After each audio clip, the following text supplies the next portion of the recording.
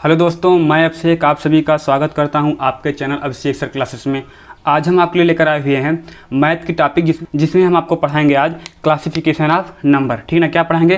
Classification of number, जो आपके लिए काफ़ी इंपॉर्टेंट होता है। चाहे आप किसी भी एग्जाम सेक्टर की बात कर लें, यहाँ से क्वेश्चन आपके हर एग्जाम में पूछे जाते हैं। ठीक ना, अब कई बच्चों का कहना होता है कि यह टॉपिक काफ़ी जो है मुश्किल होती है, काफ़ी जो है कठिन महसूस होता है। तो आज आप हमारे साथ बने रहिए, हम आपको दिखाएंगे कि यह टॉपिक कितना आसान होता है। ठीक ना, फिलहाल नंबर सिस्टम की बात कर लें तो नंबर सिस्टम में आपके बहुत सारे टॉपिक आते हैं, जैसे डिजिट सम, ठीक ना, यूनिट प्लेस आपको ज्ञात करना हो, रिमाइंडर थ्योरम भी इसी में आ जाता है। ठीक, एलसीएम एचसीएफ भी इसी के पार्ट लगभग आ जाते हैं। ठीक, इसी प्रकार से आपको नंबर ऑफ जीरो फाउंड करना, ठीक, और जो आपका आता है करड़ी और घातांक, तो नंबर ऑफ सिस्टम का एक जो टॉपिक होता है काफ़ी विस्तृत होता है। तो आप धीरे धीरे हमारे साथ बने रहिए, आपको number system classification of number के बारे में टोटल बताएंगे। ठीक, अब देखिएगा, इसमें हम आपको आज बताने वाले हैं कि वास्तविक संख्या क्या होती है, काल्पनिक संख्या क्या होती है, ठीक, कॉम्प्लेक्स नंबर क्या होते हैं, ठीक, भाज्य क्या होता है, अभाज्य क्या होता है। काफ़ी बार लोग कन्फ्यूजन में बने रहते हैं कि जीरो हमारी क्या है, ठीक ना, जीरो सम है कि विषम है। ठीक, यहाँ लोग कन्फ्यूज हो जाते हैं। ठीक ना, काफ़ी बार लोग कन्फ्यूज होते हैं कि एक क्या है, एक भाज्य है कि अभाज्य है। ठीक, क्यों भाज्य है, क्यों अभाज्य नहीं है, क्यों अभाज्य, मतलब कहने का मतलब भाज्य है तो क्यों है, नहीं है तो क्यों है, या फिर अभाज्य है तो क्यों है, नहीं है तो क्यों है। इन सभी के पीछे हम आज कारण जानते हुए चलेंगे। आखिर में ऐसा है तो क्यों है, और अगर ऐसा नहीं है तो क्यों नहीं है, इन सभी के बारे में हम आराम से जानेंगे। ठीक ना, जब तक हम जो है जब रटने वाला काम करते हैं तो वह हमारे लिए जो है काफ़ी दिनों तक हमारे ज्ञान में, हमारे संज्ञान में नहीं बना रहता है। जब हम उसको समझ लेते हैं कि ऐसा अगर हुआ है तो इस कारण से हुआ है, अगर यह ऐसा नहीं हुआ है तो इस कारण से नहीं हुआ। जब इस चीज़ को हम जान लेते हैं तो वह चीज़ हमारे लिए काफ़ी बेटर होता है। ठीक, तो आज हम आपको यही सब बताएंगे, तो ध्यान दीजिएगा। आज हम पढ़ाने वाले हैं क्लासिफिकेशन ऑफ नंबर के बारे में। तो आज हम आपको पढ़ाएंगे नंबर्स के बारे में।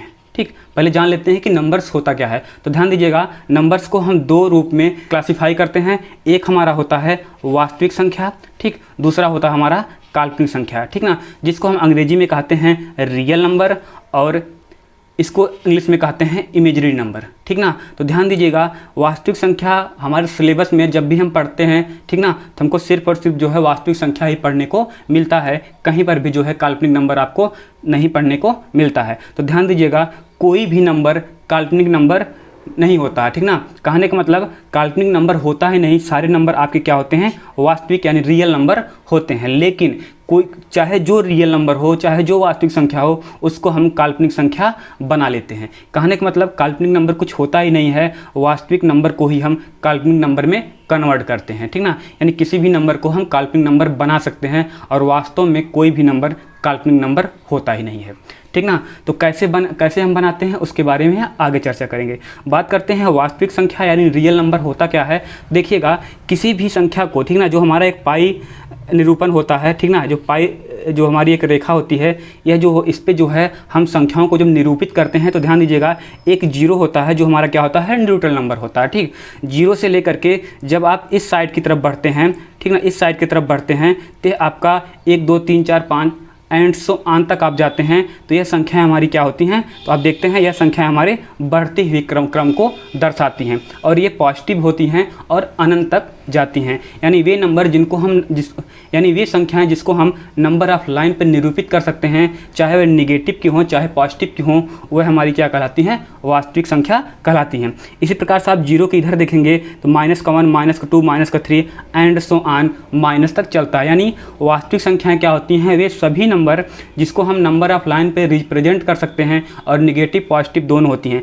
इसी प्रकार से आप इधर देखेंगे, जीरो से जब इस साइड की तरफ आप बढ़ते हैं तो वे संख्याएं क्या होती हैं, घटती हैं। ठीक ना, जैसे आपको पता है कि जीरो से छोटा क्या होता है, -1 होता है, -1 से छोटा क्या होता है, -2। यानी वे संख्याएं जो आपको रियल में सबसे बड़ी दिख रही हो, ठीक ना, आपको वह बड़ी होती हैं, लेकिन अगर उसके साथ माइनस चिन्ह लग जाता है तो उससे जो छोटी संख्या है माइनस की, वह बड़ी वाले से बड़ी होती है। कहने का सेंस क्या है, जैसे अगर हम कह दें कि यह लिखा गया है 1, ठीक, और यह लिखा गया है 0, ये लिखा गया है 1 और यह लिखा गया 0। अभी तो यह 1 जो है आपका 0 से बड़ा है, अभी तो 1 जो है आपका 0 से बड़ा है, लेकिन जैसे ही आप 1 के सामने माइनस चिन्ह लगाते हैं, यह 1 क्या होता है, 0 से छोटा हो जाएगा। ठीक, इसी प्रकार से अगर इसके आगे हम लगा दें 2, ठीक ना, यह 2 -1 से तो बड़ा है, ठीक ना, और वैसे भी 1 से बड़ा 2 है, लेकिन अगर 2 के सामने हम जैसे ही माइनस चिन्ह लगाते हैं तुरंत यह 2 क्या हो जाएगा, बड़ा होते हुए भी यह माइनस चिन्ह जैसे आपने रिप्रेजेंट किया इसके सामने, यह तुरंत क्या हो जाएगा, 1 से छोटा हो जाएगा। तो आप देखेंगे इस क्रम को जब फॉलो करेंगे, इस साइड की तरफ आप बढ़ेंगे अनंत तक, तो ये संख्याएं क्या होती हैं, एक दूसरे से छोटी होती चली जाती हैं, यानी घटती चली जाती हैं। तो यह हो गया आपका वास्तविक संख्या। अब बात करते हैं काल्पनिक नंबर। तो ध्यान दीजिएगा, यहाँ लिखा गया है स्क्वायर रूट ऑफ ए, ठीक ना, square root of a negative numbers, ठीक ना, यानी वे संख्याएं जिसको हम अंडर रूट में रिप्रेजेंट करें और साथ ही साथ वो क्या हमारी माइनस चिन्ह के साथ लगी हों, यह आपकी क्या होती हैं,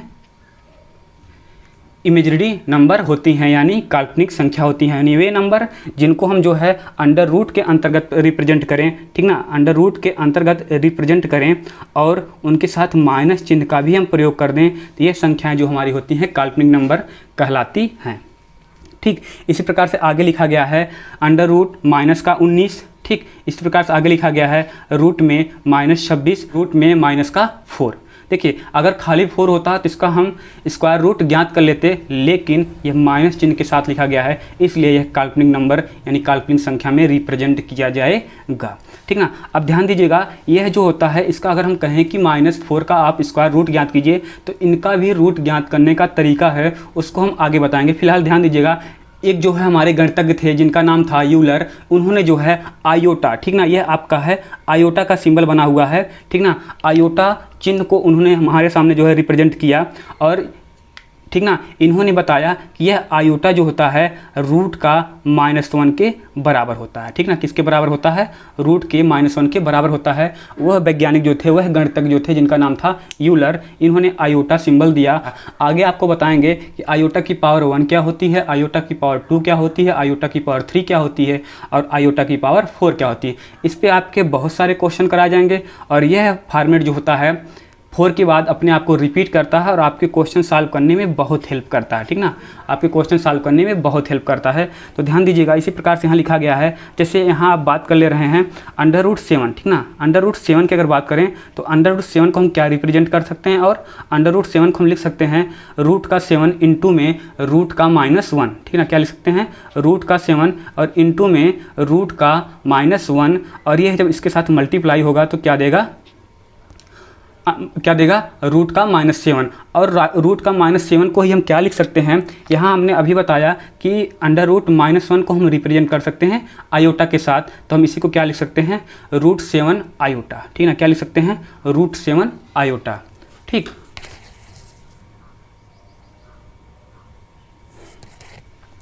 अब बात करते हैं आगे, ठीक ना, यहाँ तक हमने जाना।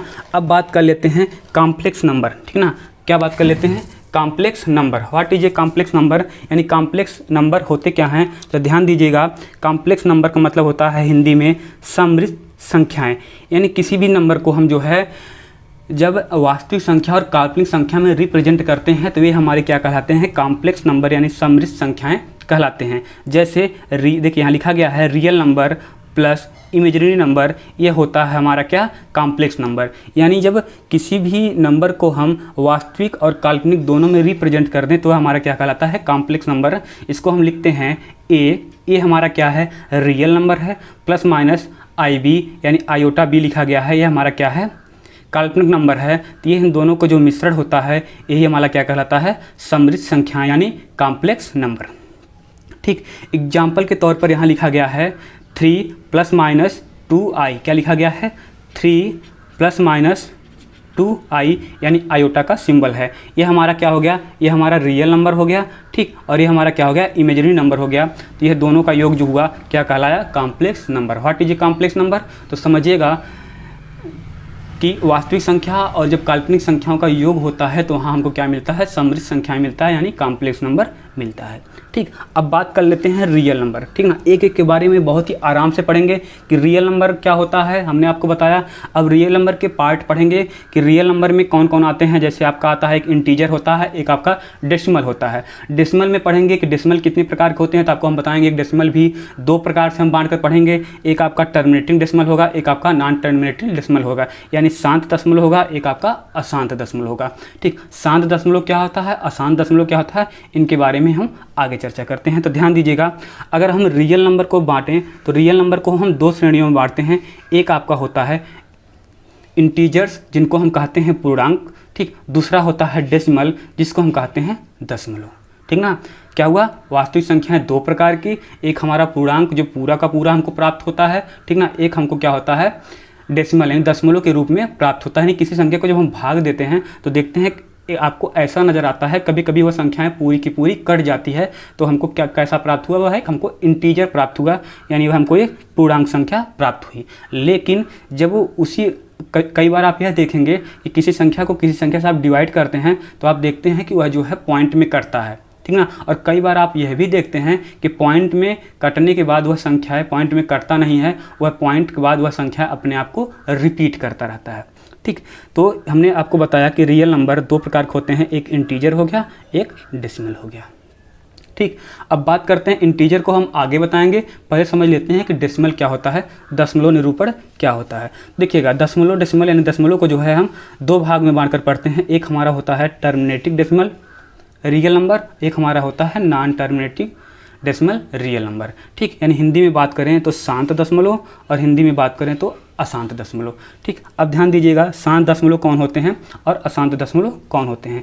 देखिएगा, हमने आपको अभी बताया जब कई बार हम काटते हैं संख्याओं को तो वहाँ हमको क्या मिलता है कि पॉइंट के बाद, ठीक ना, पॉइंट के बाद वह संख्या आपको 2 अंक 3 अंक या 4 अंक के बाद वह संख्या पूर्णतः जो है विभाजित हो जाती है। तो यह जो हमारा होता है, हमारा क्या होता है शांत दशमलव, यानी दशमलव वहाँ जाकर शांत हो गया, ठीक। जैसे बात कर लेते हैं, अभी आप 10 को आप 8 से डिवाइड करिए तो देखिएगा क्या होगा, 8 एकम 8 हुआ, ठीक। उसके बाद 2 बचेगा, आपका दशमलव लगेगा, हो जाएगा 20।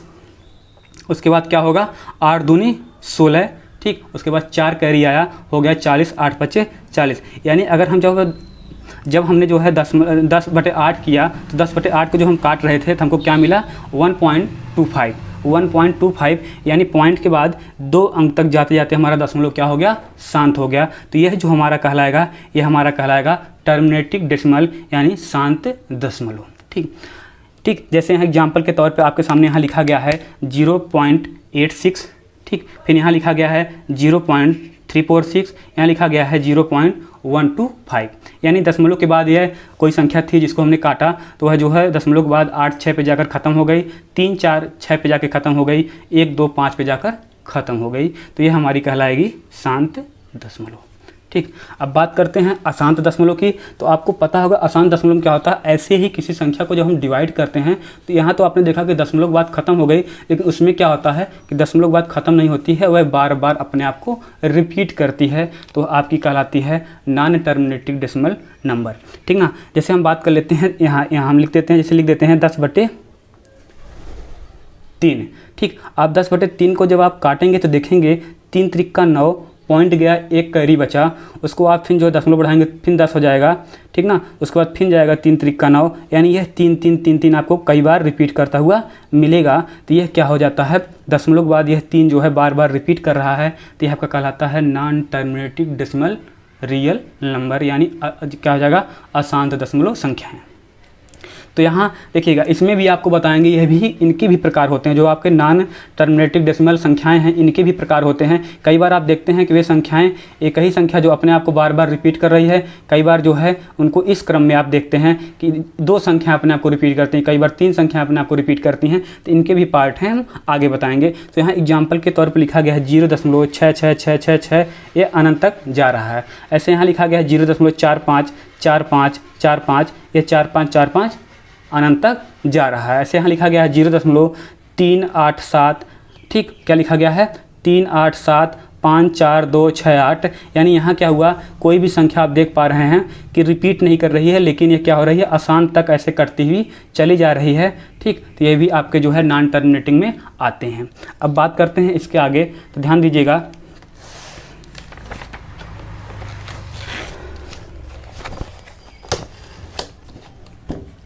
तो देखिएगा यहाँ पर आपका लिखा गया है नॉन टर्मिनेटिंग डेसिमल, ठीक ना। यानी क्या हो जाएगा यहाँ पर अशांत दशमलव, या फिर इन्हीं का एक दूसरा नाम होता है, क्या नाम होता है अनवसानी, ठीक ना। क्या नाम है अनवसानी या फिर अशांत दशमलव, जिसको हम अंग्रेजी में कहते हैं नॉन टर्मिनेटिंग डेसिमल।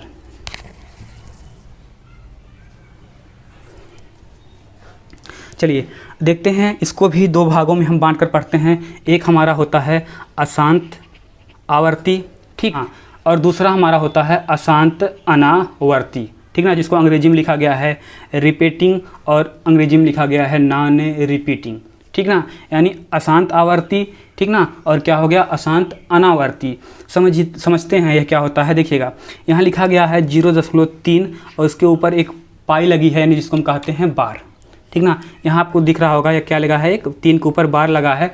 यह जो हो गया, अब यह दर्शाता है, इसका मतलब यह हो गया कि आप इसको चाहे लिखते कि 0.3333 अनंत तक, या फिर आप इसी चीज़ को ऐसे दर्शा सकते हैं 0.3 के ऊपर एक पाई लिख देंगे, पाई खींच देंगे, ये हो जाएगा इन दोनों के, यह दोनों क्या होते हैं एक दूसरे के इक्वल हो जाएंगे, ठीक ना।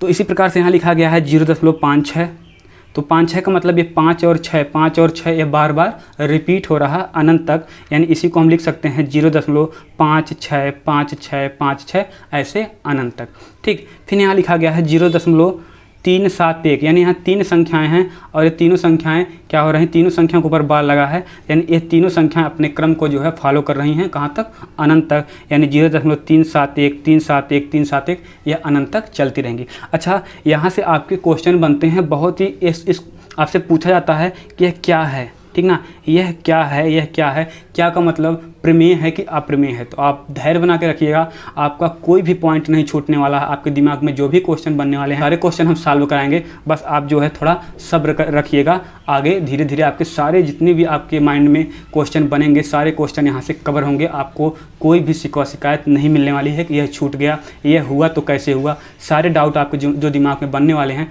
सब हम पहले से ही सॉल्व करा देंगे, बस आप सिर्फ और सिर्फ अपना धैर्य बनाए रखिएगा, ठीक। देखिएगा यह चीज़ हमने आपको समझा दिया। यह क्या होती है रिपीटिंग, यानी यह जो संख्याएं थी, यानी 3 था, 3 3 3 अपने आप को बार बार रिपीट कर रहा था। 5 6 था तो 5 6 5 6 5 6 5 6 अपने आप को क्या कर रहे थे, इनकी एक आवर्त थी, ठीक ना, यह अपने आवर्त को बार बार रिपीट कर रहे थे।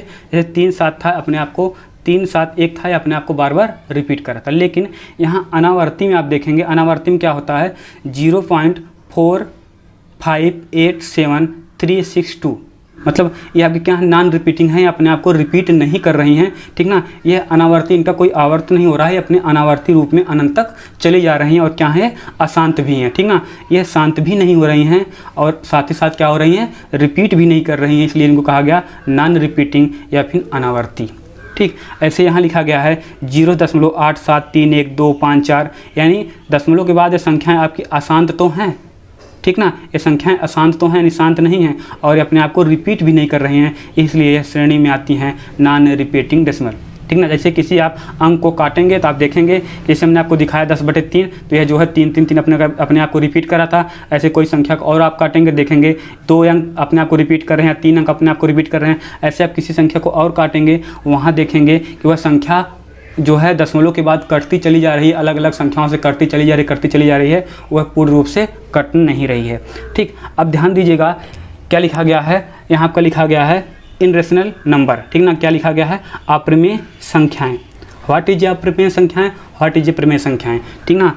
तो यहाँ भी काफ़ी लोगों को कन्फ्यूजन बना रहता है। जैसे आपसे क्वेश्चन सीधे पूछ लेगा, पाई का सिंबल दे करके पाई क्या है, पाई का मान दे करके 22/7 यह क्या है, पाई का मान दे करके 180 अंश यह क्या है, पाई का मान दे करके आपसे पूछ लेगा, ठीक ना। यहाँ आपसे बहुत क्वेश्चन काफ़ी बार बने हुए हैं, तो आपको सारे चीज़ें क्लियर कराई जाएंगी, आपके मन में कोई डाउट नहीं रह जाएगा, ठीक ना। तो ध्यान देते हैं, देखिए लिखा गया है अप्रमेय संख्या।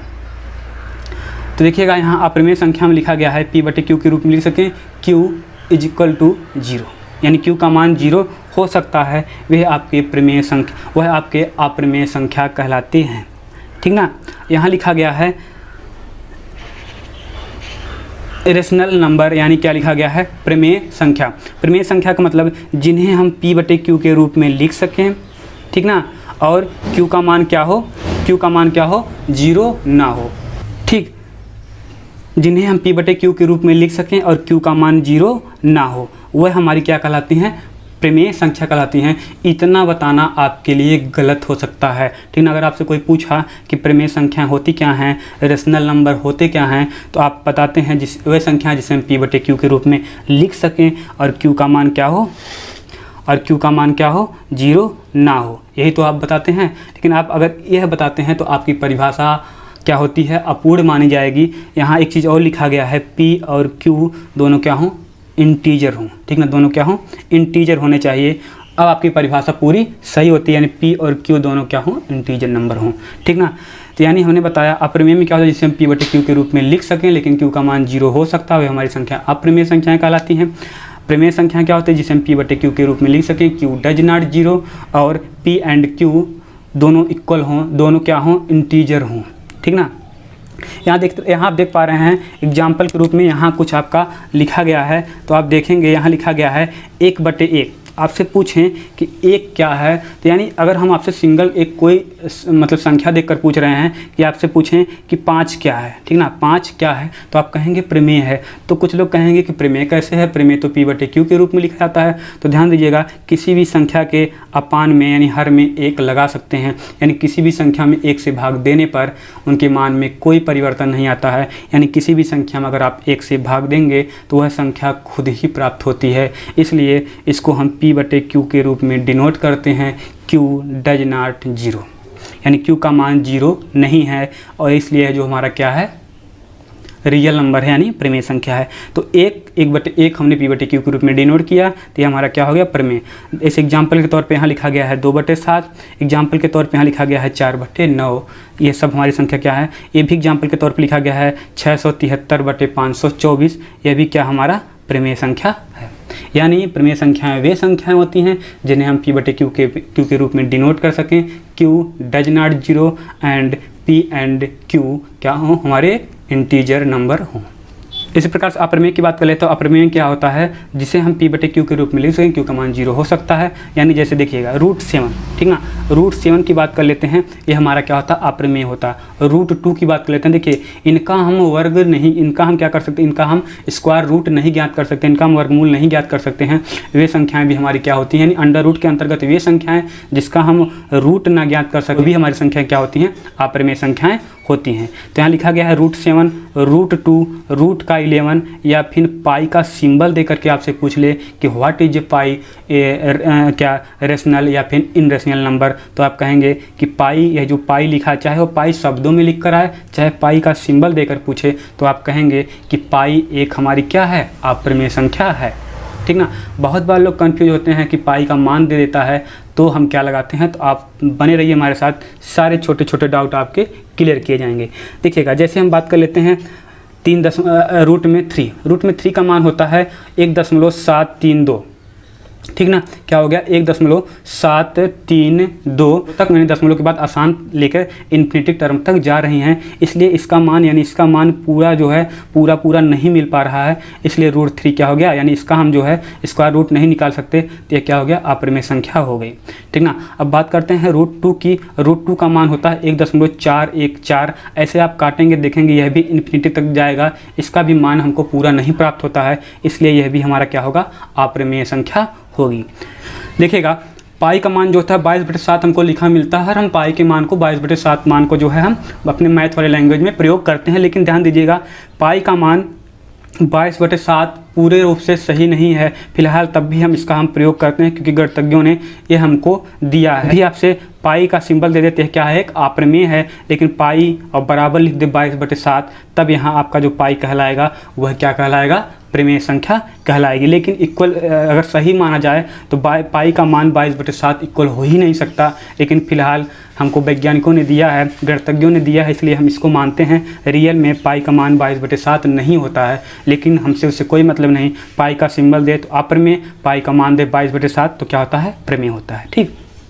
देखिएगा अब ये है क्या, पाई का मान जो 22/7 होता है इसके जो है लगभग होता है, नियर अबाउट होता है, ठीक ना, बराबर कभी नहीं होता, इस चीज़ को आप ध्यान दीजिएगा। अब देखिएगा पाई का मान आपको देता है 3.1416, यह भी क्या अगर दे दे पाई का मान 3.1416, तो यह भी क्या होता है, अप्रमेय होता है, क्योंकि यह भी जो है अनंत तक ऐसे चला जाता है, यह हमको पूरा का पूरा मान नहीं देता है। आप काट कर देख लीजिएगा 22/7 को, आपको पूरा नहीं मिलने वाला है, इसलिए यह भी क्या होता है, आपका अप्रमेय संख्या कहलाती है, ठीक, बात करते हैं यहाँ पर कुछ नोट्स लिखे गए हैं, प्रमेय की बात कर लेते हैं और अप्रमेय की बात कर लेते हैं। तो ध्यान दीजिएगा, जो अभी हमने पढ़ा ऊपर, ठीक ना, जो अभी हमने पढ़ा पीछे और ऊपर कि क्या पढ़ा अभी हमने, जैसे हमने पढ़ा टर्मिनेटिंग और रिपीटिंग, ठीक ना, जो हमने अभी पढ़ा पीछे रिपीटिंग नंबर और आप जो पढ़ रहे थे टर्मिनेटिंग नंबर, यह दोनों के दोनों क्या होते हैं, आपके प्रमेय संख्या होती हैं। यह दोनों के दोनों क्या होते हैं, जैसे यहाँ पर आपको दिखा रहे हैं, ये आपके रिपीटिंग नंबर हैं, यह भी क्या होता है, प्रमेय होता है। ठीक, कैसे प्रमेय होता है हम आगे आपको सिद्ध करके दिखाएंगे, क्या रीजन है प्रमेय होने। हमने आपको स्टार्टिंग में बताया, हम आपको वे सभी बताएंगे कि क्या कारण है ऐसा होता है, क्या कारण होता है ऐसा नहीं होता है। तो उसके लिए आप धैर्य बना के रखिएगा। तो यह इसलिए जो है इसको हम प्रमेय संख्या कहते हैं। ठीक, क्यों कहते हैं आगे बताएंगे, ठीक ना, किस तरीके से कहते हैं सिद्ध करके आगे दिखाएंगे। अप्रमेय की बात कर लेते हैं, तो जो आपका नॉन रिपीटिंग डेसिमल, जो आपका नॉन रिपीटिंग होता है, नहीं आसान दशमलव जो होता है, ये हमारा क्या होता है, अप्रमेय होता है। और रिपीटिंग और साथ में साथ जो आपका था टर्मिनेटिंग, दोनों को हम क्या कहते हैं, प्रमेय कहते हैं। ध्यान दीजिएगा, प्रमेय में टर्मिनेटिंग, ठीक ना, यानी आपका जो था शांत दशमलव और यहाँ क्या है आपका अशांत आवर्ती, यह दोनों के दोनों आपके क्या होते हैं, ठीक ना। अभी तो आप लोगों को बहुत कन्फ्यूजन होगा, लेकिन बात को सारी कन्फ्यूजन दूर हो जाएंगी। बात करते हैं अप्रमेय की। तो अप्रमेय में जो होता है, ये आपके जो होते हैं, ये क्या होते हैं, नॉन टर्मिनेटिंग डेसिमल आपके आते हैं, यानी यह वाला पार्ट जो होता है, यह आपका क्या कहलाता है, अप्रमेय कहलाता है। ठीक, लेकिन यह जो होता है, यह प्रमेय होता है। कैसे होता है, हम आगे, जैसे आप कहेंगे कि नॉन टर्मिनेटिंग में यह भी आता है, यह भी आता है, तो आप इसको क्यों जो है, आप इस पूरे को क्यों नहीं कह रहे हैं प्रमेय, क्यों इसके खाली एक पार्ट को आप जो है प्रमेय कह रहे हैं, एक पार्ट को अप्रमेय कह रहे हैं, क्या रीज़न है, इसके लिए आप बने रहिए हमारे अगले क्लास में। ठीक, अब इसके अगले वाले वीडियो में बात करेंगे कि इंटीजर नंबर क्या होते हैं, ठीक, पूर्णांक क्या होता है, पूर्णांक में क्या होता है, धनात्मक होता है, ऋणात्मक होता है, जीरो क्या होता है, ठीक ना, जीरो सम है कि जीरो विषम है, एक भाज्य है कि अभाज्य है, अगर अभाज्य भी नहीं है, भाज्य भी नहीं है, तो क्या रीजन है, जीरो अगर जीरो है तो कैसे है, सारी चीज़ें हम सिद्ध करते हुए आपको लेकर चलेंगे। तो इसके लिए आप बने रहिए हमारे साथ, ठीक ना। और अगर आपको ये लेक्चर अच्छा लगा हो तो आप हमारे चैनल को सब्सक्राइब करें, शेयर करें और अपने दोस्तों के साथ ज़्यादा से ज़्यादा शेयर करें ताकि उनका भी लाभ हो, ठीक, और हमारी वीडियो को ज़्यादा से ज़्यादा वॉच करें, ठीक ना, क्योंकि काफ़ी मेहनत से ये सारी डाटाएं आपको खोज कर लिखी जाती हैं, ठीक ना। पढ़ने को तो आपको मिलेगा, लेकिन एक जगह आपको एकत्रित करके मिल जा रहा है, ये आपके लिए काफ़ी बेनिफिट होता है। आपको अलग अलग पढ़ने को, कई बुक आप पढ़ेंगे तो आपको वहाँ से सब में से थोड़ा थोड़ा मैटर लेकर के तब आप नोट्स बना सकते हैं, लेकिन आपको यहाँ जो है पूरा संपूर्ण रूप से जो है जानकारी एक ही मतलब लेक्चर में समाहित करके आपको दे जा रही हैं। ठीक, तो चलिए आज के लिए इतना ही, धन्यवाद।